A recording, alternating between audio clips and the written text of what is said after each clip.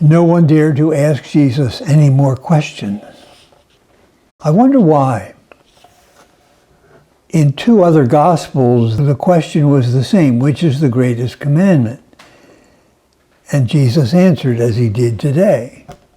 So it's 3 times this is recorded in the Gospels. But in the other 2 questions, the person who asked then came back and asked, "Who is my neighbor?" And then, of course, what we got from that was the story of the Good Samaritan, the Jew fallen among robbers who was helped by someone that no other Jew would even speak to, a Samaritan, a heretic Jew, a Jew whose people had built another temple on another hill in Israel. So they didn't ask any more questions because they didn't want to hear that kind of an answer. But the question really has to be asked, doesn't it? Who is my neighbor? When I was a kid, the neighbor was the family next door across the alley, or at least on the same block where we lived. In the modern world, though, to ask who is your neighbor is a completely different question. It's not who lives on your street or who lives next door to you. We have a new set of neighbors that we really would prefer not to think about. When you go into the grocery store next time and buy your groceries, look at the labels on the packaged vegetables and fruit and see where they came from.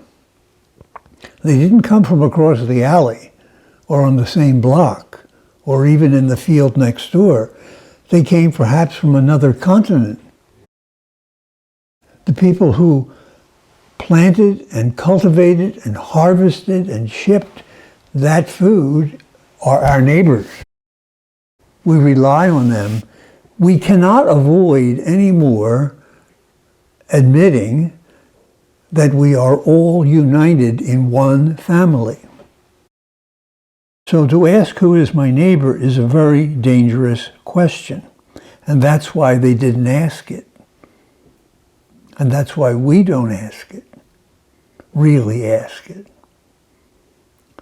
Jesus said something else which should prevent us or prompts us to not ask that question.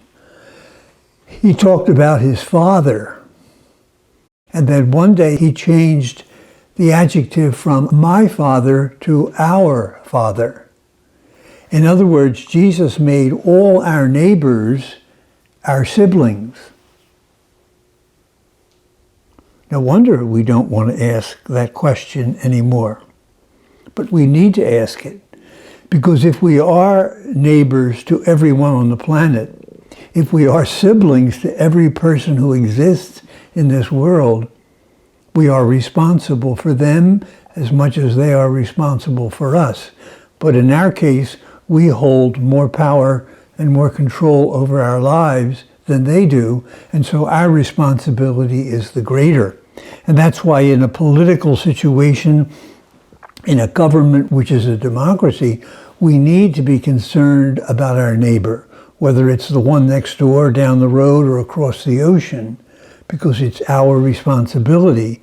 And we have to use the power that we have to live healthy and honestly and godly with those who are our neighbors and our siblings. And so in a week where we will be deciding many, many things like that, we must always keep them in mind. Not that they'll be decided this week, but that we have to take a responsibility not only for our own personal lives, but for the people we put in power, so that they will help us to treat our neighbors as our siblings. We have to follow the one who is our teacher. We are students of Jesus, and we say we want to live his life and let him live his life in us. And that demands responsibility for each other. So even though the disciples avoided asking Jesus any more questions, you and I cannot avoid that responsibility.